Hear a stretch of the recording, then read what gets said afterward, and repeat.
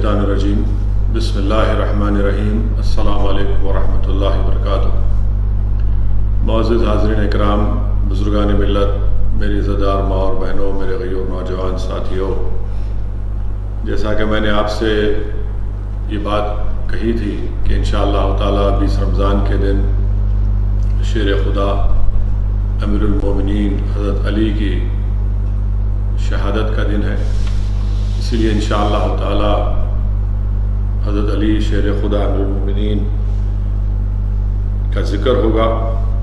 और मैं अपने आप को खुशनसीब समझता हूँ कि आज के इस महफ़िल में एक अज़ीम उल-मुर्तज़ा ज़ात गिरामी के तज़किरे से अपनी ज़बान पर ईमान की हलावत पाता हूँ।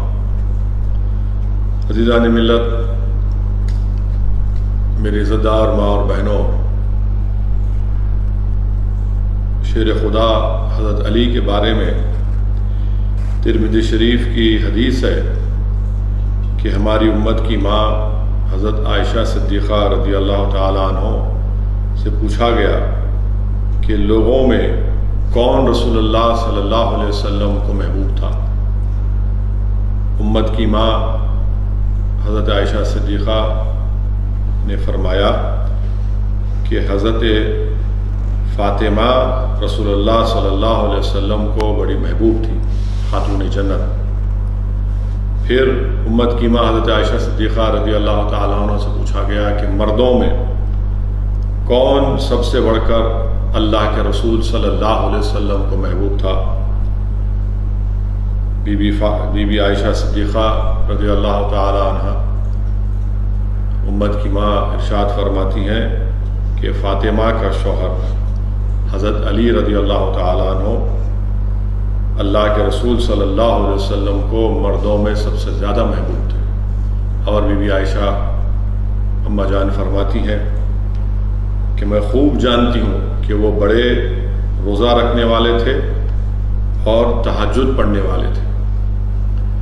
अज़ीज़ान मिल्लत इस्लामिया, ये उम्मत की माँ बीबी फ़ातिमा खातून जन्नत के बारे में अल्लाह के रसूल सल्लल्लाहु अलैहि वसल्लम की हदीस शरीफ फरमा रही है, जिसमें आप फरमा रही हैं कि लोगों में सबसे ज़्यादा महबूब रहमतुल आलमीन सल्लल्लाहु अलैहि वसल्लम को बीबी फ़ातिमा थी और मर्दों में सबसे ज़्यादा महबूब हज़रत अली शेर खुदा अमीरुल मोमिनीन थे। और वो फरमा रही हैं कि मैं जानती हूँ वो बहुत रोज़े रखते थे और तहज्जुद पढ़ने वाले थे। तीसरी बात, हज़रत अली की अज़मत के बारे में हदीस शरीफ में आया, बल्कि तिबरानी की हदीस है, इब्न मसूद रज़ियल्लाहु ताला अन्हु रिवायत फरमा रहे हैं कि अल्लाह के रसूल सल्लल्लाहु अलैहि वसल्लम ने इरशाद फरमाया कि अल्लाह ने मुझे हुक्म दिया है कि फ़ातिमा को अली की ज़ौजियत में दे दो। इससे भी हज़रत अली की फजीलत और आपका मुकाम और मर्तबे का हमको अंदाज़ा होता है। चौथी बात यह है कि रसूल करीम सल्लल्लाहु अलैहि वसल्लम ने हज़रत अली की ज़ात गिरामी को ईमान और निफाक का मियार करार दिया। इब्न माजा की हदीस शरीफ है कि अल्लाह के रसूल सल्लल्लाहु अलैहि वसल्लम ने इरशाद फरमाया कि सिर्फ मोमिन ही अली से मोहब्बत कर सकता है और मुनाफिक ही अली से बग़्ज़ रखता है। तो जिसके दिल में हज़रत अली की मोहब्बत है उसको ईमान की सनद दी जा रही है, और जिसको अली से बग़्ज़ है वो उसकी मुनाफिकत की अलामत है। छठी हदीस शरीफ जिसका ज़िक्र मैंने उलमा इकराम की ज़बानों से सुना, उनके पैरों के पास बैठकर मैंने सुना कि तिरमिज़ी शरीफ की हदीस है, अबू सईद खुदरी रज़ियल्लाहु ताला अन्हु से रिवायत है। आप फरमाते हैं कि हम लोगों को मुनाफिक को पहचानने के लिए इतना काफ़ी था कि जब हज़रत अली का ज़िक्र उसके सामने किया जाता तो हम उसके चेहरे को देखकर समझ जाते, उसके बुग़्ज़ को देखकर समझ जाते कि ये मुनाफिक है। एक और हदीस शरीफ में सैयद आलम सल्लल्लाहु अलैहि वसल्लम ने इरशाद फरमाया کہ علی مومنوں کا بادشاہ ہے اور منافق مال و دولت کا بادشاہ ہے۔ ایک اور حدیث شریف میں اللہ کے رسول صلی اللہ علیہ وسلم نے ارشاد فرمایا، ترمذی شریف کی حدیث ہے کہ علی مجھ سے ہے اور میں علی سے ہوں۔ ترمذی شریف کی حدیث ہے کہ رحمت العالمین صلی اللہ علیہ وسلم فرما رہے ہیں کہ علی مجھ سے ہے اور میں علی سے ہوں۔ وہیں پر اللہ کے نبی صلی اللہ علیہ وسلم نے لفظ مولا کا خطاب حضرت علی کو عنایت فرمایا۔ اس خطاب کا پس منظر یہ ہے کہ حضرت اسامہ رضی اللہ تعالیٰ عنہ نے حضرت علی سے عرض کیا کہ علی، میرے مولا آپ نہیں ہیں، میرے مولا اللہ کے رسول صلی اللہ علیہ وسلم ہے۔ رسول اللہ صلی اللہ علیہ وسلم نے یہ سن کر ارشاد فرمایا کہ جس کا میں مولا ہوں علی اس کا مولا ہے۔ اللہ کے رسول صلی اللہ علیہ وسلم نے فرمایا کہ جس کا میں مولا ہوں علی اس کا مولا ہے۔ علماء اکرام نے، محدثین نے یہ بیان کیا کہ مولا کے معنی کیا ہے، مددگار کے، وارث کے، دوست کے، اور کل اسلام کی تاریخ گواہ ہے کہ حضرت علی نے اسلام کی بہت مدد کی، بلکہ اس میں 4 چاند لگائے۔ تاریخ اسلام گواہ ہے کہ علی ابھی بچے ہیں، پورے خاندان، پورے قبیلے، پورے مکے کے سامنے رسول اللہ صلی اللہ علیہ وسلم نے دین کی دعوت دی، اسلام کی دعوت دی۔ کسی میں اتنی جرأت نہیں تھی، کسی میں اتنی طاقت نہیں تھی کہ آگے بڑھ کر اللہ کے رسول صلی اللہ علیہ وسلم کی تائید کرے۔ صرف شیر خدا حضرت علی تھے جنہوں نے آگے بڑھ کر زبان کھولی اور اللہ کے رسول صلی اللہ علیہ وسلم کے لائے ہوئے دین کو قبول کیا۔ گویا علی اسلام کے اولین مددگار ہیں اور دشمنان اسلام کے خلاف حق ادا کرنے والے آپ کو اس میں سب سے پہلے اولیت بھی حاصل ہے۔ حضرت علی کی خصوصیت ایک منفرد یہ بھی ہے کہ مشرکین مکہ کی سرزمین پر، بلکہ پورے روح زمین پر، اگر کسی نے سب سے پہلے رسول اللہ صلی اللہ علیہ وسلم کے ساتھ اللہ کی بارگاہ میں نماز ادا کی، سجدہ ادا کیا، تو وہ حضرت علی رضی اللہ تعالی عنہ ہے۔ بلکہ 3 نمازی حدیث شریف میں آیا کہ کعبے کا سین ہے اور اللہ کے رسول صلی اللہ علیہ وسلم اللہ اکبر کہہ کر نماز شروع کرتے ہیں۔ اللہ کے رسول صلی اللہ علیہ وسلم کے ساتھ ہماری امت کی ماں بی بی حضرت خدیجہ رضی اللہ تعالیٰ عنہ ہے، اور ایک بچہ ہے جو حضرت علی ہے۔ اللہ کے رسول صلی اللہ علیہ وسلم رکوع کر رہے ہیں، سجدہ کر رہے ہیں، شیر خدا اللہ کے رسول صلی اللہ علیہ وسلم کے ساتھ نماز ادا کر رہے ہیں۔ لوگ جا کر رسول اللہ صلی اللہ علیہ وسلم کے چچا حضرت ابو طالب سے پوچھتے ہیں یہ کون ہے؟ حضرت ابو طالب فرماتے ہیں کہ یہ میرا بھتیجا ہے جو یہ کہتا ہے کہ اللہ کا نبی اور رسول ہے۔ یہ خاتون حضرت بی بی خدیجہ ہے، ان کی شریک حیات ہے، اور یہ بچہ میرا بیٹا ہے۔ میرے عزیز دوستوں اور بزرگوں، خود حضرت علی نے یہ فرمایا کہ پوری کائنات میں واحد تھا جو اللہ کے رسول صلی اللہ علیہ وسلم کے ساتھ، یعنی 9 سال تک میں اللہ کے رسول صلی اللہ علیہ وسلم کے ساتھ عبادت کرتا تھا۔ آپ خود اندازہ لگائیے کہ خود حضرت علی کرم اللہ وجہ یہ ارشاد فرما رہے ہیں۔ ایک اور جگہ پر اللہ کے رسول صلی اللہ علیہ وسلم، بلکہ حضرت علی کی زندگی کا ہر رخ منفرد ہے، بلکہ مجھے حضرت علی شیر خدا کی ولادت کی وہ گھڑی یاد آ رہی ہے کہ حضرت علی رضی اللہ تعالی عنہ کی ولادت خانہ کعبہ میں اللہ کے رسول صلی اللہ علیہ وسلم کو اطلاع دی گئی تو رسول اللہ صلی اللہ علیہ وسلم خوشی سے جا رہے ہیں حضرت علی کو دیکھنے کے لیے، تو لوگوں نے کہا کہ محمد صلی اللہ علیہ وسلم یہ بچہ نابینا ہے، یہ بھی آنکھ نہیں کھولا ہے۔ اللہ کے رسول صلی اللہ علیہ وسلم حضرت علی کو اپنی آغوش رحمت میں لیتے ہیں۔ حضرت علی رضی اللہ تعالیٰ عنہ شیر خدا فوراً اپنی آنکھ کھول کر اللہ کے رسول صلی اللہ علیہ وسلم کو دیکھتے ہیں۔ رسول اللہ صلی اللہ علیہ وسلم نے ارشاد فرمایا کہ نہیں، یہ تو دیکھ رہا ہے۔ اور جب حضرت علی اپنی جوانی میں تھے تو اللہ کے رسول صلی اللہ علیہ وسلم نے دوبارہ اس واقعے کو ذکر کیا اور کہا کہ علی، جب میں تم کو اپنی آغوش میں لیا اور لوگ یہ کہہ رہے تھے تو تم نے آنکھ کھول کر مجھے دیکھا۔ علماء کرام نے یہ فرمایا کہ اس سے شعور علی کا ادراک لگائیے۔ حضرت علی نے فرمایا رسول اللہ صلی اللہ علیہ وسلم، میں اس وقت بھی اپنے شعور میں تھا۔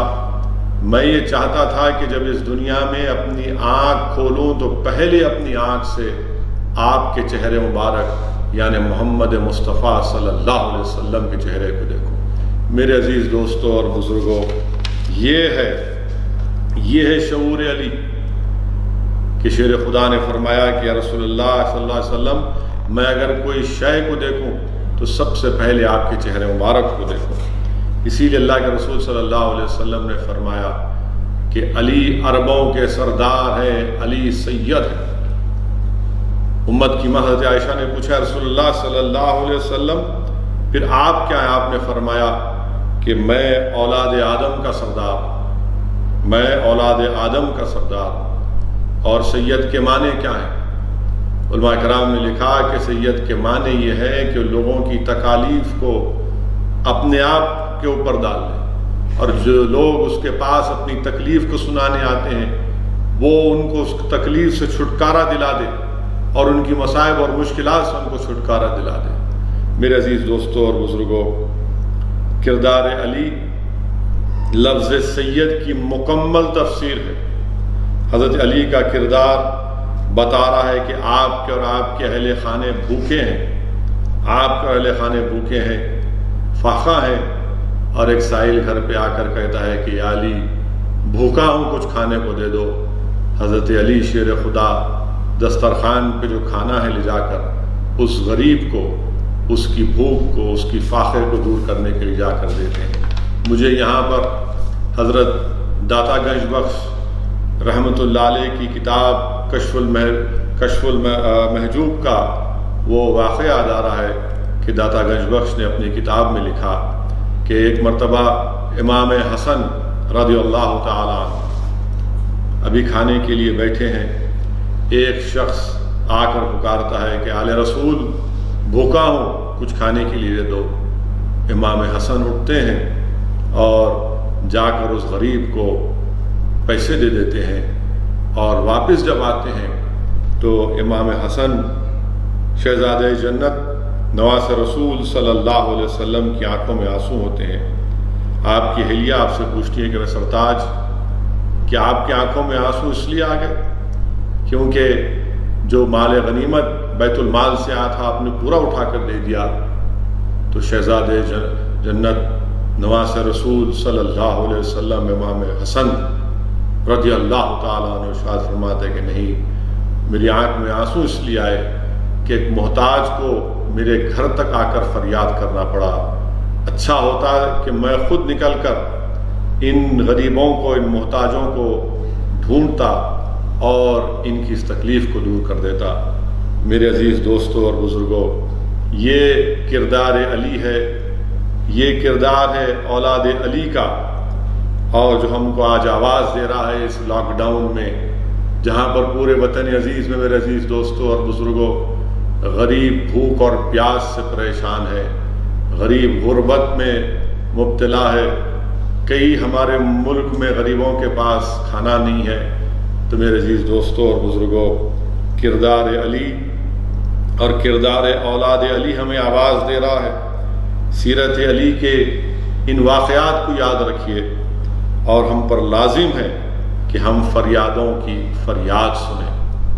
حضرت علی کی زندگی ہمارے سامنے ہے کہ شیر خدا نے بہت قربانیاں دی دین اسلام کی سربلندی کے لیے، بہت قربانیاں دی شیر خدا نے۔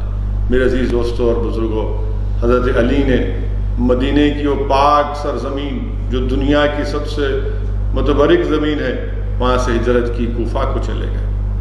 کوفہ کی وہ مسجد آج ہم سے پکار کر کہہ رہی ہے کہ حضرت علی کی پیدائش، زندگی کی ابتدا اللہ کا گھر اور آپ کی زندگی کی انتہا بھی اللہ کا گھر۔ میرے عزیز دوستوں اور بزرگوں، شیر خدا کی فضیلت کے سلسلے میں بہت سے حدیث ہیں۔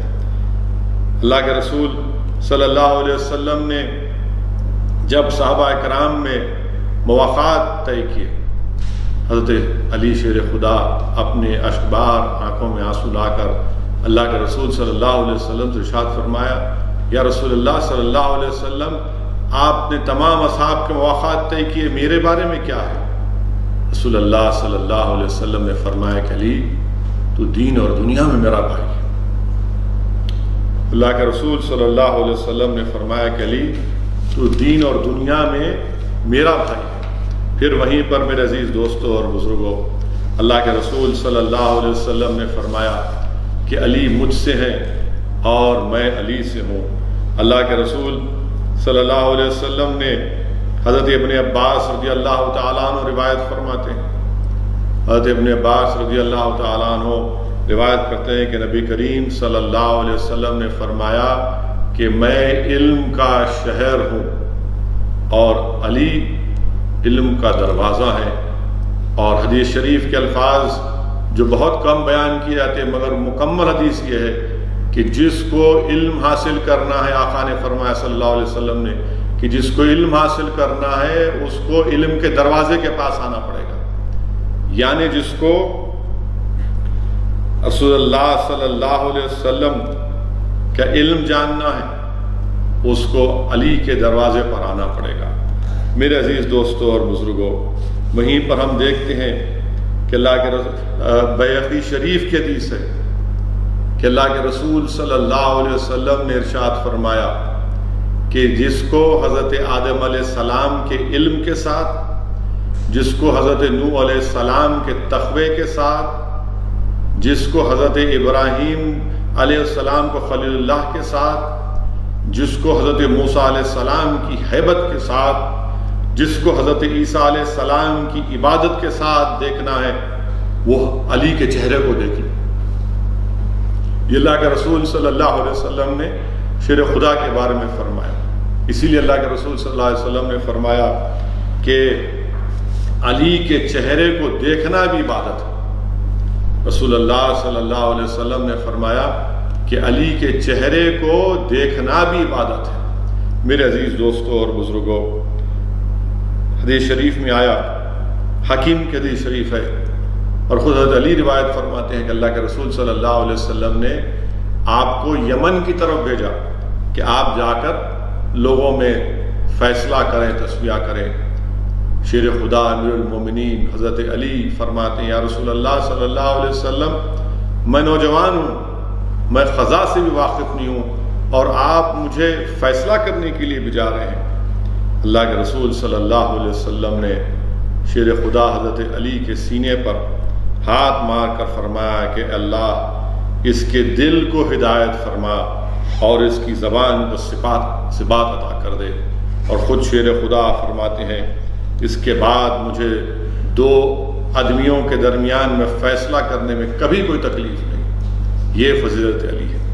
ایک اور حدیث شریف میں اللہ کے رسول صلی اللہ علیہ وسلم، بلکہ طبرانی اور حاکم کی حدیث ہے، اور ہماری امت کی ماں حضرت ام سلمہ سے روایت ہے کہ جب رسول اللہ صلی اللہ علیہ وسلم کو غصہ آتا تو سوائے حضرت علی کے آپ کسی سے گفتگو نہیں فرماتے تھے صلی اللہ علیہ وسلم۔ یہ ہے حضرت علی کی عظمت۔ ایک اور حدیث شریف میں اللہ کے رسول صلی اللہ علیہ وسلم فرمایا کہ جس نے علی کو اذیت دی اس نے مجھے اذیت دی۔ رحمت اللہ علیہ صلی اللہ علیہ وسلم نے فرمایا کہ جس نے علی کو اذیت دی اس نے مجھے اذیت دی۔ پھر طبرانی کی حدیث ہے کہ اللہ کے رسول صلی اللہ علیہ وسلم نے فرمایا کہ جس نے علی سے محبت کی اس نے مجھ سے محبت کی، اور جس نے مجھ سے محبت کی اس نے اللہ سے محبت کی۔ پھر آقا صلی اللہ علیہ وسلم نے فرمایا کہ جس نے علی سے بغض رکھا اس نے مجھ سے بغض رکھا، اور جس نے صلی اللہ علیہ وسلم سے بغض رکھا اس نے اللہ سے بغض رکھا۔ میرے عزیز دوستوں اور بزرگوں، آقا نے فرمایا، بلکہ حدیث شریف میں آیا کہ جس نے علی کو برا بھلا کہا اس نے مجھے برا بھلا کہا۔ یہ اللہ کے رسول صلی اللہ علیہ وسلم ارشاد فرما رہے ہیں کہ جس نے حضرت علی کو برا بھلا کہا اس نے محمد مصطفیٰ صلی اللہ علیہ وسلم کو برا بھلا کہا۔ پھر ایک اور جگہ پر حدیث شریف میں آیا، حضرت عمار بن یاسر رضی اللہ تعالیٰ عنہ سے روایت ہے کہ اللہ کے رسول صلی اللہ علیہ وسلم نے فرمایا کہ دو آدمی بڑے بدبخت ہیں۔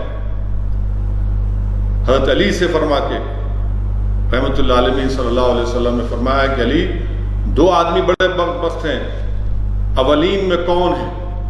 حضرت علی نے فرمایا کہ وہ شخص جس نے حضرت ادریس علیہ السلام کی اونٹنی کو ہلاک کیا، قتل مار دیا۔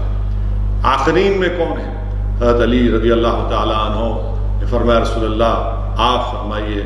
اللہ کے رسول صلی اللہ علیہ وسلم نے فرمایا کہ وہ بدبخت ہے جو تلوار سے تمہارے سر پر مارے گا اور اس سے تمہاری داڑھی خون سے لہولہان ہو جائیں گی۔ میرے عزیز دوستوں اور بزرگوں، یہ حضرت علی کی فضیلت میں بے شمار، عظمت میں بے شمار احادیث ہیں۔ اسد الدین اویسی تو عظمت علی ایک سمندر ہے، میں اس سمندر کا ایک سائل ہوں، اور شیر خدا کے بارے میں آپ کو یہاں پر ایک چند چیزیں باتیں بتانے کی کوشش کر رہا ہوں۔ میرے عزیز دوستوں اور بزرگوں، ایک مرتبہ کسی نے جا کر حدیث شریف میں آیا کہ اللہ کے رسول صلی اللہ علیہ وسلم سے شکایت کی حضرت علی کے بارے میں۔ اللہ کے رسول صلی اللہ علیہ وسلم منبر پر چڑھ کر خطبہ دیے اور کہا کہ قسم ہے خدا کی۔ اللہ کے رسول صلی اللہ علیہ وسلم نے فرمایا، کھڑے ہو کر فرمایا کہ علی کی شکایت نہ کرو، خدا کی قسم وہ اللہ کی راہ میں خشیت رکھنے والا ہے۔ حضرت علی کے بارے میں فرمایا کہ اللہ کی راہ میں خشیت رکھنے والا ہے۔ میرے عزیز دوستوں اور بزرگوں، وہیں پر بی بی عائشہ صدیقہ رضی اللہ تعالیٰ عنہ روایت فرماتی ہے کہ اللہ کے رسول صلی اللہ علیہ وسلم نے فرمایا کہ علی میرا بہترین بھائی ہے اور حمزہ میرے بہترین چچا ہے۔ میرے عزیز دوستوں اور بزرگوں، حضرت علی جب ہجرت فرما کر مدینے سے کوفہ کو گئے، وہاں پر آپ نے واقعات میں آیا، علماء کرام کی زبانوں سے میں نے سنا کہ آپ نے کوفہ کی مسجد میں خطبہ دیا اور شیر خدا نے کہ دائیں اور بائیں جانب امام حسن رضی اللہ تعالیٰ عنہ اور امام حسین رضی اللہ تعالیٰ عنہ کھڑے تھے۔ حضرت علی نے امام حسن سے پوچھا کہ رمضان کے کتنے دن گزر چکے ہیں؟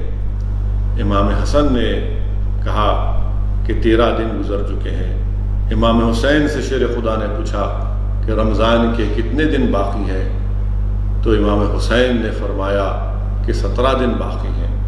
حضرت علی رضی اللہ تعالیٰ عنہ نے اپنی داڑھی مبارک پر، اپنے سر مبارک پر ہاتھ رکھ کر آپ کی آنکھ سے آنسو نکل گئے اور فرمایا کہ اللہ کے رسول صلی اللہ علیہ وسلم نے حدیث شریف میں فرمایا کہ بدبخت وہ شخص ہے جو اپنی تلوار سے میرے سر پر مارے گا اور میرے خون سے میری داڑھی اس میں لہو لہان ہو جائیں گی۔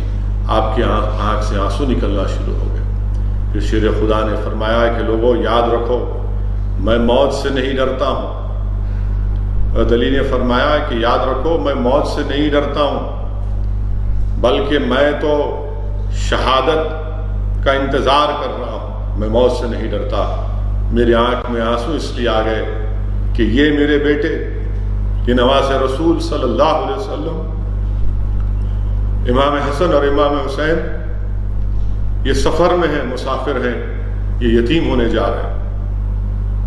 حضرت علی نے فرمایا اور کہا کہ میں موت سے نہیں ڈرتا ہوں۔ کیسے شیر خدا، فاتح خیبر ہے حضرت علی، اگر کوئی واقعات میں پڑھے گا تو شیر خدا حضرت علی نے خیبر کے قلعے کے دروازے کو اکھاڑ دیا، شیر خدا نے اس دروازے کو اکھاڑ دیا۔ واقعات میں آیا کہ جب آپ نے اس دروازے کو اکھاڑ دیا تو 40 لوگ بھی اس کو اٹھا نہیں پائے تھے۔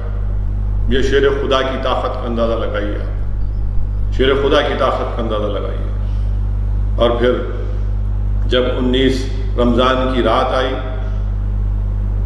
حضرت علی گھر کے آنگن میں نکل کر آسمان کو دیکھتے اور اپنی زبان مبارک سے ارشاد فرماتے کہ اللہ کے رسول صلی اللہ علیہ وسلم کا فرمان سچ ہونے والا ہے۔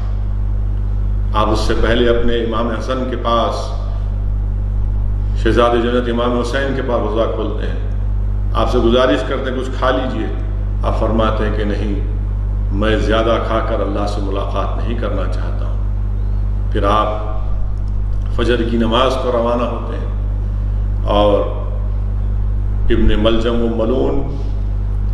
ملون اللہ اس کو اس کی آخرت غارت کرے، ابن ملجم حضرت علی رضی اللہ تعالیٰ نماز کی حالت میں ہے اور آپ پر زہر آلودہ تلوار سے حملہ کرتا ہے۔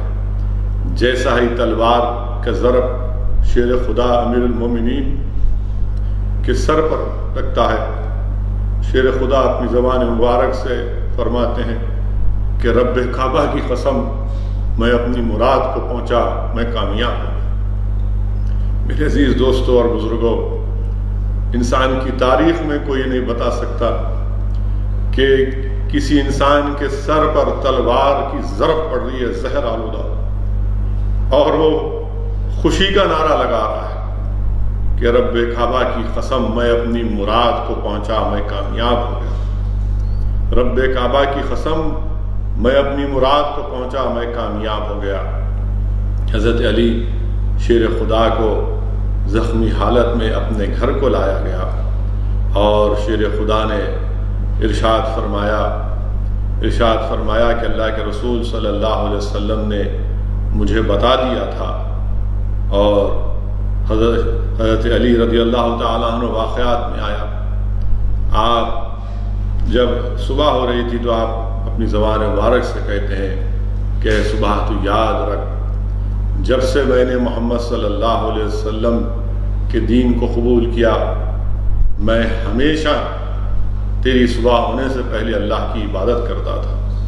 اور پھر شیر خدا نصیحت فرماتے ہیں، آپ اندازہ لگائیے میرے عزیز دوستوں اور بزرگوں، لاکھوں سلام شیر خدا پر، لاکھوں سلام میرے علی پر۔ حضرت علی رضی اللہ تعالیٰ عنہ نصیحت فرماتے ہیں کہ جس ملعون نے آپ پر زہر آلودہ تلوار سے حملہ کیا، آپ فرماتے ہیں کہ اس کو گرفتار کیا جائے، اس پر کوئی ظلم نہ کیا جائے، اس کو کھانا دیا جائے اور اس کو کوئی تکلیف نہ ہو۔ آپ اندازہ لگائیے کہ اللہ کے رسول صلی اللہ علیہ وسلم کے دین سے کتنی محبت، کہ اللہ کے رسول صلی اللہ علیہ وسلم کی دین پر آن یا آنچ بھی آنے نہیں دے رہے۔ آپ فرما رہے ہیں کہ اس سے اچھا سلوک کیا جائے۔ پھر وہ ملعون ابن ملجم سامنے آتا ہے، حضرت علی رضی اللہ تعالیٰ عنہ اس کی طرف دیکھتے ہیں اور کہتے ہیں کہ اس کو شربت پلاؤ۔ میرے عزیز دوستوں اور بزرگوں، میری عزت دار ماں اور بہنوں، انسان کی تاریخ میں کوئی بتا سکتا ہے کہ کسی پر حملہ ہوا ہے جان لیوا زہر آلودہ تلوار سے، اور لاکھوں سلام شیر خدا۔ حضرت علی اپنی زبان مبارک سے ارشاد فرما رہے ہیں کہ اس کو شربت پلاؤ۔ وہ ملعون کہتا ہے کہ میں نہیں پیوں گا، اس میں زہر ملا ہوگا۔ کردار علی دیکھو، آپ کردار علی دیکھو کہ شیر خدا ارشاد فرما رہے ہیں کہ اگر تو یہ شربت پی لیتا تو آب کوثر پر میں پانی نہیں پیتا جب تک تجھے نہیں پلا لیتا۔ آپ اندازہ لگائیے کہ یہ شیر خدا کا کردار ہے۔ آپ یہ فرما رہے ہیں اور پھر اس سے یہ بات فرماتے ہیں کہ مجھ پر بھی ایک وار کیا گیا تھا، اس پر بھی قصاص کا ایک ہی وار کیا جائے گا۔ میرے عزیز دوستوں اور بزرگوں، یہ حضرت علی شیر خدا کے چند چیزیں، چند فضائل آپ کے سامنے عرض کرنے کا اللہ سبحانہ و تعالیٰ نے مجھے موقع دیا۔ یہاں پر مجھے خاتون جنت بی بی فاطمہ کا بھی ذکر کرنا ضروری ہے۔ جیسا کہ میں نے شروعات میں حدیث شریف کہا کہ ابن مسعود رضی اللہ تعالیٰ عنہ سے روایت ہے کہ اللہ کے رسول صلی اللہ علیہ وسلم نے فرمایا کہ فاطمہ کو علی کی زوجیت میں نے اللہ کے حکم پر دیا۔ اللہ بی بی فاطمہ کا بھی وصال 3 رمضان کو ہوا، اور کون بی بی فاطمہ؟ شہزادی جنت، لاکھوں سلام بی بی فاطمہ۔ اللہ کے رسول صلی اللہ علیہ وسلم نے فرمایا کہ فاطمہ میرے جگر کا ٹکڑا ہے۔ ہماری امت کی ماں بی بی عائشہ صدیقہ رضی اللہ تعالیٰ عنہ نے فرمایا کہ میں نے رسول اللہ صلی اللہ علیہ وسلم کے بعد پوری امت میں حضرت فاطمہ کے سوا کسی کو اتنا رازگو نہیں دیکھا، کسی۔ یہ بی بی فاطمہ کے تعلق سے امت کی ماں حضرت عائشہ صدیقہ رضی اللہ تعالیٰ عنہ ارشاد فرما رہی ہیں۔ اللہ کے رسول صلی اللہ علیہ وسلم نے فرمایا کہ جس نے فاطمہ کو اذیت دی اس نے مجھے اذیت دی۔ اللہ کے رسول صلی اللہ علیہ وسلم جب بی بی فاطمہ کا نکاح شیر خدا حضرت علی سے کر رہے تھے، فرما رہے تھے، اللہ کے رسول صلی اللہ علیہ وسلم نے اپنے زبان مبارک سے یہ فرمایا کہ جب سلیمان علیہ السلام اپنی بیٹی کا نکاح کر رہے تھے تو کئی جن اور دیو سبز رنگ کے زیور جہیز کے لا رہے تھے، اور حضرت سلیمان علیہ السلام نے اپنے داماد کے سر پر جو ٹوپی تھی اس کے اوپر 70 قسم کے ہیرے جواہرات لگے تھے، اور آقا دو عالم صلی اللہ علیہ وسلم نے فرمایا کہ ہر ایک ہیرے کی قیمت اس زمانے میں 4 دینار تھی۔ واقعات میں آیا، بلکہ محدث دکن نے اپنی کتاب شہادت نامے میں اس واقعے کو لکھا۔ محدث دکن حضرت عبداللہ شاہ صاحب قبلہ رحمۃ اللہ علیہ اپنی کتاب شہادت نامہ میں لکھتے ہیں کہ ایک مرتبہ حضرت علی حج کرنے کے لیے مکہ شریف کو گئے۔ وہاں پر آپ نے ایک شخص کو دیکھا، عجیب بات کر رہا تھا، کہہ رہا تھا کہ 4000 دینار دلا دے، کعبے کے سامنے کھڑے بیٹھ کر کہہ رہا کہ 4000 دینار دلا دے ورنہ اس تیرے غلاف کو پھاڑ دوں گا۔ شیر خدا نے اس کی طرف رخ کر کے کہا کہ کیا کہہ رہا ہے، کیا کہہ رہا ہے؟ وہ کہتا ہے کہ علی، اللہ کے سوا کون دینے والا ہے مجھے؟ تو حضرت علی اس سے کہتے ہیں کہ مدینے کو آ، وہاں تجھے اللہ دلا دے گا۔ اور ایک وقت ایسا آیا کہ وہ شخص مدینے کو پہنچ گیا اور حضرت علی کو یاد دلایا کہ آپ نے مجھ سے کہا تھا۔ آپ اندازہ لگائیے کردار علی کا، کیا شان ہے، کیا عظمت ہے شیر خدا کی۔ گھر میں بھوکے ہیں، فاقے ہیں۔ حضرت علی کے پاس ایک باغ تھا، کیونکہ آپ نے اس سے کہا تھا کہ تو مدینے کو آنا۔ شیر خدا نے جا کر اپنے اس باغ کو بیچ دیا 4000 دینار میں، اس کو 4000 دینار دے دیا، اپنے گھر کو آئے۔ آ کر شہزادی جنت حضرت فاطمہ سے یہ کہا کہ میں نے یہ اپنا باغ بیچ دیا ہے جنت کے عوض میں۔ حضرت فاطمہ بڑی ناراض ہوئی اور کہا کہ گھر میں بھوکے ہیں، فاقے ہیں، کم سے کم امام حسن اور امام حسین کے لیے کچھ رکھ لیتے۔ اور بی بی فاطمہ نے حضرت علی رضی اللہ تعالی عنہ کے دامن کو پکڑ لیا، اور اتنا ہی کرنا تھا حضرت جبریل علیہ السلام رسول اللہ صلی اللہ علیہ وسلم کے پاس دوڑے آئے اور آ کر کہا کہ رسول اللہ صلی اللہ علیہ وسلم فاطمہ کے قید سے اس کے قیدی کو چھڑائیے۔ اللہ کے رسول صلی اللہ علیہ وسلم بی بی فاطمہ کے گھر کو آتے ہیں اور کیا دیکھتے ہیں کہ بی بی فاطمہ بیٹھی ہوئی ہے اور آپ کے ہاتھ میں حضرت علی رضی اللہ تعالیٰ عنہ کا گریبان ہے۔ وہ ادب سے اٹھ جاتی۔ اور حدیث شریف میں آیا کہ جب کبھی بھی اللہ کے رسول صلی اللہ علیہ وسلم کے پاس بی بی فاطمہ آتی یا رسول رحمت صلی اللہ علیہ وسلم بی بی فاطمہ کے پاس جاتے، اللہ کے رسول صلی اللہ علیہ وسلم اٹھ جاتے، شہزادی جنت کو بوسہ دیتے۔ اللہ کے رسول صلی اللہ علیہ وسلم فرماتے ہیں کہ اب صاحبزادی سے شہدائے جنت سے فرماتے ہیں کہ جبریل علیہ السلام میرے پاس آئے تھے اور آ کر یہ کہا، فوراً حضرت فاطمہ پر اللہ کی خشیت طاری آتی ہے اور شیر خدا حضرت علی سے کہتی ہیں کہ علی مجھے معاف کر دیجئے، مجھے معاف کر دیجئے۔ اس کے بعد رات میں شیر خدا امیر المومنین حضرت علی کرم اللہ وجہ خواب دیکھتے ہیں، شیر خدا خواب دیکھتے ہیں، اور خواب میں کیا دیکھتے ہیں کہ جنت کا ایک حسین منظر ہے، تخت کے اوپر ایک خاتون بیٹھی ہوئی ہے اور اس خاتون کی خدمت کے لیے کنیز ہے۔ حضرت علی رضی اللہ تعالیٰ عنہ قریب جا کر دیکھتے ہیں تو کون ہے اس تخت پر بیٹھنے والی خاتون؟ وہ بی بی فاطمہ ہیں، اور بی بی فاطمہ حضرت علی سے کہتی ہیں خواب میں، دیکھو علی، یہ جو کنیز میری خدمت کر رہی ہے کون ہے معلوم؟ یہ حضرت سلیمان علیہ السلام کی صاحبزادی ہیں۔ دیکھو تم نے دنیا کی تمتراہ کو چھوڑ کر جنت کے عوض میں ان غریب مستحق لوگوں کی مدد کی، آج اللہ مجھے یہ مقام عطا کیا۔ میرے عزیز دوستوں اور بزرگوں، یہ ہے شان علی، یہ ہے حضرت علی کی عظمت، یہ ہے خاتون جنت بی بی فاطمہ کا مقام اور مرتبہ۔ میرے عزیز دوستوں اور بزرگوں، میں یہ اس لیے کہہ رہا ہوں کہ آپ اور ہم جانتے ہیں کہ ہمارے وطن عزیز میں بھوک اور فاقہ کشی بہت زیادہ ہے۔ یقیناً میں شکریہ ادا کرنا چاہتا ہوں مجلس اتحاد المسلمین کے تمام ذمہ داروں کا، ایم ایل ایز کا، اکبر الدین اویسی کا، احمد بلالہ کا، ممتاز خان کا، احمد پاشا قادری صاحب کا، جعفر حسین معراج کا۔ اللہ معظم نواب کو جلد سے جلد صحت دے دے۔ میری جماعت کے تمام اراکین کا، صدر معتمدین کا، اراکین بلدیہ کا، اورنگ آباد میں امتیاز جلیل صاحب کا، ہمارے مہاراشٹرا کے دونوں اراکین اسمبلی کا، ڈاکٹر غفار قادری صاحب کا، اور جہاں جہاں مجلس کے ذمہ داران تمل ناڈو میں ہے، وکیل کا، اتر پردیش میں ہے، تمام گلبرگہ بیدر میں ہے، جو اپنے لحاظ سے کوشش کر رہے ہیں۔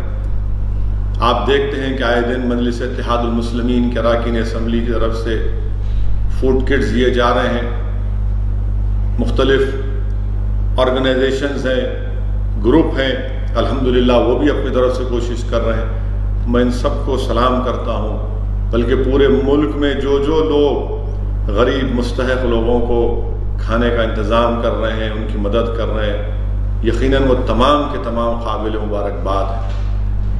میرے عزیز دوستوں اور بزرگوں، اسی لیے میں آپ سے اپیل کر رہا ہوں کہ غریب مستحق لوگوں کو بہت ضروری ہے کہ ہم کھانا کھلائیں، ان کی مدد کریں۔ جو لوگ کر رہے ہیں اس کا اجر اللہ آپ کو ہی دے گا۔ اور ایسے وقت میں جب بھوک اور پیاس کی شدت زیادہ ہے، ماہ مبارک رمضان کا مہینہ بھی چل رہا ہے، لوگ مجھے پیغام دیتے ہیں کہ اسد صاحب الحمدللہ ہم نے کھجور کے ساتھ روزہ کھولا، الحمدللہ ہم نے 2-3 روٹیوں کے ساتھ سحری کر لی۔ اللہ تم کو سلامت رکھے، اور ہماری کوشش یہ ہوگی کہ انشاءاللہ تعالی جتنا ہو سکے ہم کریں گے، مدد کرنا جو ہم سے ہو سکتا کریں گے، مگر اللہ رزاق ہے، اللہ رزق دینے والا ہے۔ کل ہم سے پوچھا جائے گا کہ ہم نے کیا کیا تھا، تو ہم اپنے اعمال کا جواب دیں گے۔ اگر ہمارے دل میں حضرت علی کی محبت ہے، اور ہونا چاہیے، تو کردار علی اور امام حسن حسین کا کردار ہم سے پکار پکار کر کہہ رہا ہے کہ فریادیوں کی مدد کرو، ان کی فریاد کو سنو، ان کی تکالیف کو دور کرو۔ اسی لیے ایک نازک وقت میں جہاں پر حکومت اپنی ذمہ داریوں سے بالکل سبکدوش ہو چکی ہے، مرکزی حکومت کہیں پر نظر نہیں آتی، ہاں نظر آتی ہے تو لوگوں کو کھلونے ہاتھ میں دے دیے کہ کبھی دیا جلاؤ، کبھی لائٹ بند کر لو، کبھی تھالی بجاؤ، کبھی وہ کرو، کبھی اعلان کر دو، کبھی یہ کرو، کبھی وہ کرو۔ ایسا لگتا ہے کہ بس سب آپ کریں گے، لوگ کریں گے، ریاستی حکومت کریں گے، مگر دلی کی سرکار کچھ نہیں کرے گی، وہ صرف فرمان جاری کرتے رہے گی، وہ صرف بولتے رہے گی۔ میرے عزیز دوستوں اور بزرگوں، 122 مائیگرنٹ لیبررز کی موت ہو چکی ہے، 122۔ آپ بتائیے 122 جو ممبئی سے، گجرات سے، تلنگانہ سے، چنئی سے، بنگلورو سے نکل کر، دلی سے نکل کر اپنے اپنے گاؤں کو، دیس کو جانا چاہ رہے تھے، 122 لوگ مر گئے۔ میں پوچھنا چاہتا ہوں بھارت کے وزیر اعظم سے کہ کبھی تو ایک ذکر تو کریے ان لوگوں کا۔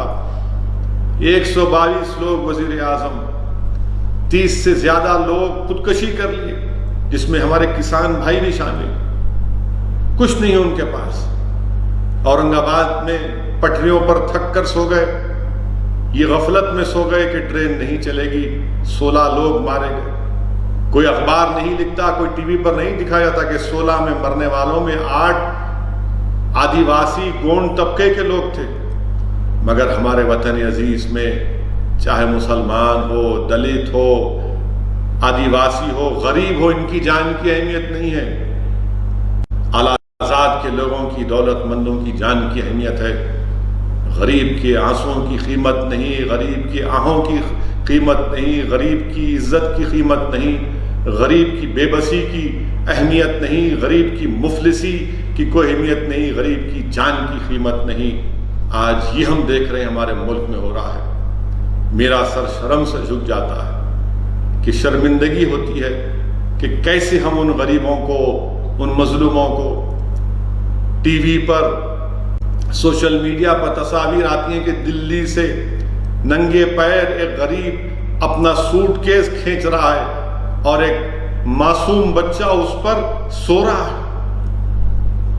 کیسے نیند آتی ہوں گی دلی کے حکمرانوں کو؟ ایک سائیکل پر 5 آدمی کو بٹھا کر 800 کلومیٹر کا سفر طے کر رہے ہیں۔ کیسے اطمینان ملتا ہوگا دلی کے حکمرانوں کو؟ عجیب ہے معاملہ یہ۔ آپ بتائیے میرے عزیز دوستوں اور بزرگوں، مائیگرنٹ لیبرز 4 کروڑ بے روزگار ہو گئے، 122 مر گئے۔ آج بھی اس وقت جب میں آپ سے گفتگو کر رہا ہوں، اگر کسی کے پاس گاڑی کا پاس ہے تو اپنے شہر کے ہائی ویز پر جائیے۔ اگر آپ ممبئی میں رہنے والے ہیں، اگر آپ گجرات میں رہنے والے ہیں، اگر آپ مہاراشٹرا میں رہنے والے ہیں، اگر آپ حیدرآباد یا پھر آپ بنگلورو یا چنئی میں رہنے والے، جا کر دیکھو ان ہائی وے پہ ایسا نظر آ رہا ہے کہ لوگ پیدل چل رہے ہیں۔ صحیح کہا ایک برطانیہ کے ایک اسکالر نے، کپیل کومی ریڈی نے، کہ ان مائیگرنٹ لیبرز کا پیدل چلنا، اپنے بچوں کو گود میں اٹھا کر ہاتھوں میں، پیروں میں چھالے پڑ رہے ہیں، مر رہے ہیں، 122 مر چکے ہیں۔ ایسا لگ رہا ہے کہ دوبارہ ہم کو پارٹیشن کے نظارے یاد آتے ہیں۔ صحیح کہا کپیل کومی ریڈی نے اپنے آرٹیکل میں۔ میرے عزیز دوستوں اور بزرگوں، انسانیت اگر کسی کے دل میں ہے تو دکھائیے اپنی انسانیت کو، دکھائیے اپنی انسانیت کو۔ اگر آپ کے سینوں میں دھڑکتا ہوا دل ہے تو ان کی تکلیف کو محسوس کریے۔ یاد رکھیے، یہ جو کچھ آج ان غریبوں پر ظلم ہو رہا ہے، ایک حکومت نے، پھر سے کہہ رہا ہوں اور ہمیشہ کہتا رہوں گا کہ ان پلانڈ طریقے سے، بغیر سوچے سمجھے، ایک ملک بھارت کے وزیر اعظم نے، دلی کے بادشاہ نے بیٹھ کر یہ فیصلہ لیا کہ اب میں لاک ڈاؤن کر دوں گا۔ معمولی سنگاپور جو حیدرآباد، ہمارے سکندرآباد کے سائز کا بھی نہیں ہے، وہ 8 دن 10 دن کی مہلت دیتا ہے۔ ہمارے وزیر اعظم نے کہا کہ لاک ڈاؤن چل رہا ہے، لاک ڈاؤن چل رہا ہے، غریب مر رہا ہے، کھانے کو کھانا نہیں ہے، دوائیں خریدنے کے لیے پیسے نہیں ہیں۔ جو محلے جات میں، میرے کانسٹیٹنسی میں جو 2 کمرے کے اسپتال چلتے تھے، جو غریب جا کر 70 روپے 80 روپے دے کر علاج کرتا تھا، وہ نہیں کر سک رہے۔ بڑے بڑے اسپتال میں کہاں پر جائیں گے؟ کون جا کر بڑے بڑے اسپتال میں اگر ان کو کنسیشن بھی مل رہا ہے یا کم سے کم پیسوں میں علاج بھی ہو رہا ہے اسرا ہاسپٹل میں اور اویسی اسپتال میں، تو وہ بھی ان کے پاس اتنی سخت نہیں ہے، اسپتال بھی چلانا ہے۔ مگر یہ سب ان پلانڈ طریقے سے۔ حیدرآباد کی ایک مشہور کہاوت ہے کہ دیوانے اٹھے سر کو مسلم تھے، یہ وہی حال ہو چکا ہے کہ ایکٹ ان ہیسٹ، انگریزی کہاوت ہے کہ act in haste, prime minister سنیے، act in haste repent in leisure. ہاں مجھے یقین ہے کہ میری ان تمام باتوں کا اثر سنگھ پریوار اور بی جے پی کے چاہنے والے محبوبوں پر نہیں ہوگا، کیونکہ ان باتوں کا اثر تو ان لوگوں پر ہوتا ہے جن کے دلوں میں ایک دھڑکتا ہوا دل ہوگا۔ میری ان باتوں کا اثر صرف ان انسانوں پر ہوتا ہے جن میں انسانیت باقی ہے۔ میری ان باتوں کا اثر ان لوگوں پر ہوگا جنہوں نے اپنے دوستوں کو، اپنے خاندان والوں کو کھویا ہے۔ میری ان باتوں کا اثر انہی پر ہوگا جو یتیموں سے محبت رکھتے ہیں، جو غریبوں کی غربت کو سمجھتے ہیں، جو غریبوں کی مفلسی کی، ان کی بیچارگی، ان کی لاچارگی کو سمجھتے ہیں۔ یہ جو نہیں سمجھیں گے اس لیے کہ جانتی نہیں ہیں ان چیزوں کو۔ آپ اندازہ لگائیے کہ میں پڑھ رہا تھا اخبارات میں، میڈیا میں آیا کہ گنٹور کی ایک عورت، تبلیغی جماعت کے لوگ لکھنؤ گئے، لاک ڈاؤن جب سے ان کو روک دیا گیا، وہاں پر کئی ٹیسٹ ہوئے، ایک انجینئرنگ کالج میں لے جا کر رکھ دیا گیا۔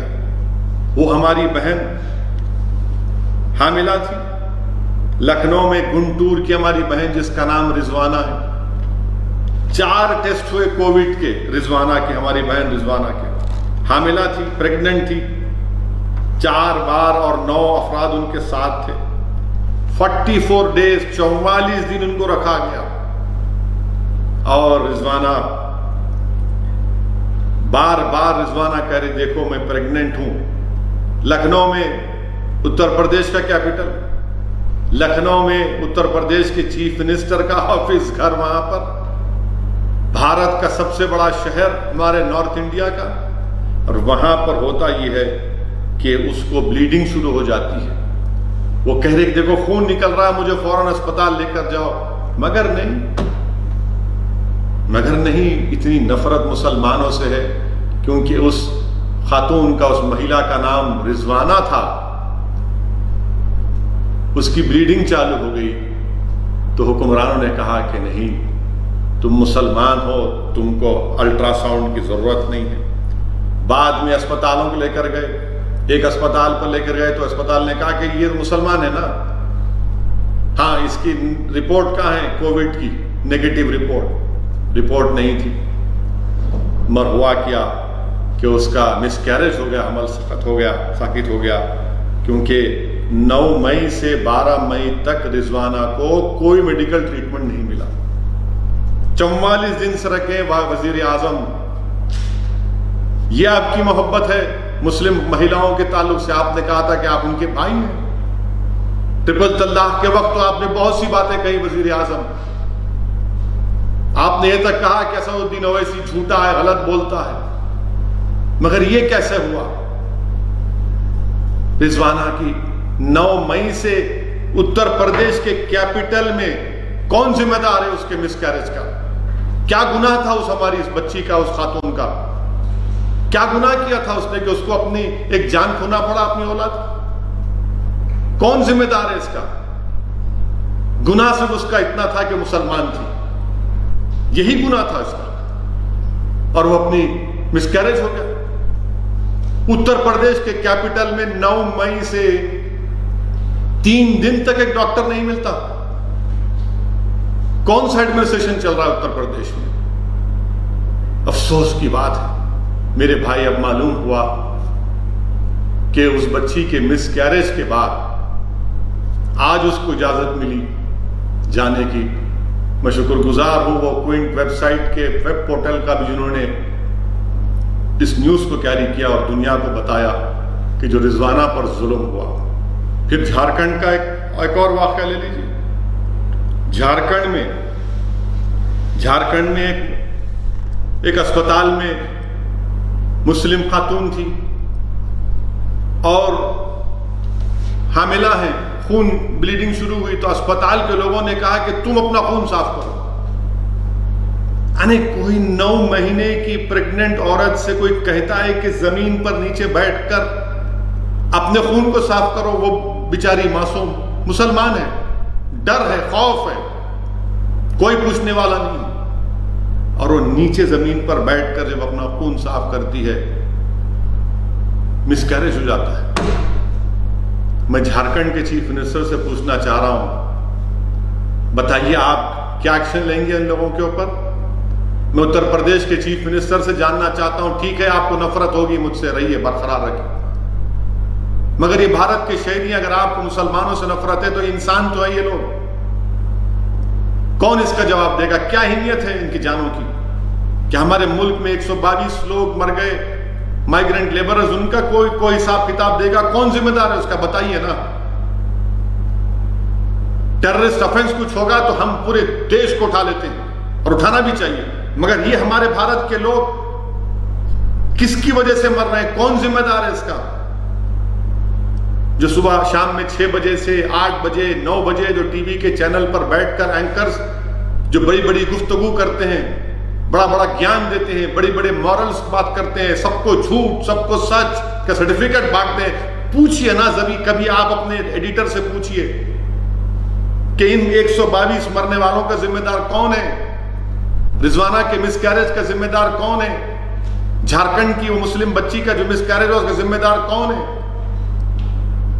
خودکشی کر رہے ہیں، راتوں میں جا رہے ہیں ہمارے مائیگرنٹ لیبر لوگ، ٹکر مار کر چلے جا رہے ہیں، کون ذمہ دار ہے اس کا؟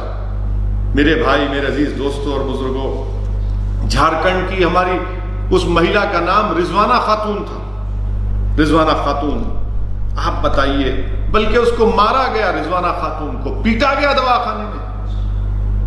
کیا حکومت ہے جھارکھنڈ کی کہ ایک اسپتال میں مارتے ہیں کسی پریگننٹ عورت کو، پیٹتے ہیں، اس کو گالی دیتے ہیں؟ یہ غلط ہے، یہ بالکل غلط ہے میرے عزیز دوستوں اور بزرگوں۔ پھر گجرات میں تو ختم ہی نہیں ہوتا، ظلم کی داستان ہمیشہ چلتے رہی تھی گجرات میں۔ گجرات کی پولیس مسلم گھروں میں افطار کے ٹائم پر گھس کر ایک عورت کو مارا اور پیٹا، اور لکڑیوں سے اس عورت کو مارا پولیس والوں نے۔ بڑی بہادر ہیں آپ لوگ ماشاءاللہ، ایک مہیلا پر لاٹھیاں برساتے ہیں، اور پھر وہ بھی حاملہ تھی، اور اس مہیلا کے ایک بچہ جو اپاہج ہے، وکلانگ ہے، ڈسیبل ہے، اس کو ہی مارے آپ۔ ایک 62 ایئر اولڈ آدمی ہے، اس کو ہی مار دیا، اس کو پیٹے۔ کیا بہادری آپ کی! اور پھر یہ جو ہمارا مائیگرنٹ لیبرز جا رہے ہیں، ایک ہماری بہن جو مہاراشٹرا سے مدھیہ پردیش کی طرف نکلی تھی، وہ حاملہ تھی، پریگننٹ تھی، وہ اسی سفر میں ایک بچے کو پیدا کرتی ہے، اور پھر اس کے چند گھنٹوں کے بعد پھر اس معصوم بچے کو لے کر پیدل چلتی جاتی ہے۔ وزیر اعظم، میں آپ سے پوچھنا چاہ رہا ہوں، یہ واقعات ہو رہے ہیں، آپ کے اعلانات ٹی وی پر، آپ کے اعلانات آپ کے چاہنے والوں کے دلوں کو خوش کر رہے ہیں، مگر ان غریبوں کو اس سے کیا فائدہ پہنچ رہا ہے؟ کون سا فائدہ پہنچ رہا ہے بتائیے آپ؟ اور پھر ہمارے وہ وعدہ جو تھا، وہ وعدہ پورا نہیں ہوا۔ تلنگانہ میں بھی ایک خاتون سنگا ریڈی سے نکل کر چھتیس گڑھ جا رہی تھی، مڈچل کے پاس اس نے اپنے بچے کو یعنی ڈیلیوری کی 70 کلومیٹر چلنے کے بعد۔ یہ سب اس لیے ہو رہا ہے کہ انپلانڈ طریقے سے یہ لاک ڈاؤن شروع کیا گیا، اور پھر ہم نے وزیر اعظم کا وہ اعلان سنا کہ میں 20 لاکھ کروڑ کا آتم نربھر کیا ہے پروگرام جو بھی اس کو کہتے ہیں، اپنی بڑی شدھ ہندی میں اعلان کیا۔ ہم پوچھنا چاہتے ہیں پچھلے 2 دن سے، چلیے آپ نے 20 لاکھ کروڑ کا اعلان کیا، میں وزیر اعظم سے ایک سوال کر رہا ہوں، دسمبر 2019 کو آپ ہی کی سرکار نے کہا تھا کہ 102 لاکھ کروڑ کا انفراسٹرکچر پروجیکٹ کا ہم اعلان کر رہے ہیں، 102 لاکھ، ہر سال 20 لاکھ کروڑ۔ اب آپ ہم کو بتائیے وزیر اعظم صاحب، دسمبر میں 102 لاکھ کروڑ کا انفراسٹرکچر کا پروجیکٹ اور آپ کا 20 لاکھ کا، یہ کون سا سچ ہے؟ کون سچ بول رہا ہے، کون جھوٹ بول رہا ہے؟ اور فائنانس منسٹر پچھلے 2 دن سے جو اعلانات کر رہے ہیں، میں بڑی ذمہ داری کے ساتھ آپ کے سامنے عرض کر رہا ہوں کہ یہ جتنے بھی اعلانات فائنانس منسٹر نے کیے ہیں 2 دن میں، اس میں گورنمنٹ آف انڈیا کا جو سپینڈنگ ہے وہ 5% کی ہے، باقی سب لیکوڈیٹی ہے. ہم اسٹریٹ وینڈر کو ایسا کریں گے، ایم ایس ایم ای کریں گے، جائیے لون لیجئے بینک سے. ارے بینک کون سا بینک دینے تیار ہے بتائیے آپ ہم کو. ان 2 دن کے فائنانس منسٹر کے اعلانات میں بڑی ذمہ داری کے ساتھ میں کہہ رہا ہوں، as a percentage of government spending is less than 5%. Rest is all liquidity. Rest is all liquidity. کس کو بتا رہے ہیں آپ؟ کون اس کا ذمہ دار ہے؟ اور اگر ہمارے پاس $400 بلین کے فارن ایکسچینج ہے تو اس کو جو اکنامک ٹرم ہے مانیٹائزنگ دا ڈیفیسٹ، ارے نوٹ چھاپیے نا آپ. کیوں نہیں چھاپ رہے آپ؟ کیوں نہیں چھاپ رہے؟ کیوں ڈرتے اسٹاک ایکسچینج سے آپ؟ $400 بلین کا فارن ایکسچینج بھارت میں ہے، نوٹ چھاپیے نا، اکاؤنٹ میں پیسے دیجئے. چلیے کل پرسوں اعلان کر دیجئے جن دھن اکاؤنٹ میں تو آپ نے دیے، مگر وہ کیا بس ہوں گے؟ آپ دیجئے نا، 5-5 ہزار روپے ڈالیے ان غریبوں کے اکاؤنٹ میں. اور یہ 1 نیشن 1 کارڈ یہ پرانا ہے، نیا نہیں ہے، ابھی نہیں ہوا، یہ تو پرانا چل رہا ہے، 2019 سے چل رہا ہے. یہ 12 اسٹیٹس میں ہو رہا ہے. مگر ان لوگوں کو کیا فائدہ ملا ان مائیگرینٹ لیبرز کو؟ میرے عزیز دوستوں اور بزرگوں، یہ ان حالات پر بھی ان پر بھی تبصرہ کرنا، ان کا بھی ذکر کرنا یہ بہت نہایت ہی ضروری تھا. اور انشاءاللہ تعالی ہم رمضان کے تاخراتوں میں آ چکے ہیں. رمضان کی آج 20ویں شب ہے، تاخرات شروع ہو چکی ہے، 21ویں شب ہے. میری آپ تمام سے گزارش ہے، عزیزان ملت سے، میری زدہ اور ماں اور بہنوں سے، کہ رحمت کا دہا ہو گیا، مغفرت کا دہا ختم ہو گیا، اب جہنم سے نجات کا دہا شروع ہو رہا ہے. مجھے نہیں معلوم کہ اسد الدین اویسی پر رحمت پوری ہوئی نہیں ہوئی. مجھے امید ہے کہ اللہ اپنے حبیب کے صدقے میں اس کو پورا کرے گا. مجھے نہیں معلوم کہ میری مغفرت ہوئی یا نہیں ہوئی ہے، مگر اللہ ہم کو زندہ رکھا ہے. اس آخری دہے میں ہم کثرت سے اللہ سے بھیک مانگیں کہ اللہ ہم تمام کو جہنم سے نجات دے. ہم کثرت سے اللہ سے بھیک مانگیں کہ ان تاخراتوں میں ہم کو حکم دیا گیا، اللہ کے رسول صلی اللہ علیہ وسلم نے فرمایا کہ ہم لیلۃ القدر کو تلاش کریں، شب قدر کو تلاش کریں، جس میں عبادت کرنا 1000 مہینوں سے بہتر ہے. حدیث شریف میں آیا کہ 21 کی شب، 23 کی شب، 25 کی شب، 27ویں کی شب اور 29 کی شب میں لیلۃ القدر کو تلاش کرو. میری زدہ اور ماں اور بہنوں، یہ رمضان مبارک کا آخری دہا ہے. اللہ کی رحمت جوش میں ہے. اللہ کی رحمت جوش میں ہم تمام کو اللہ سے گر گڑا کر بھیک مانگنا ہے کہ اللہ سارے عالم سے اس وائرس کو ختم کر دے. اللہ اپنے جلال کو اپنے جمال میں تبدیل کر دے.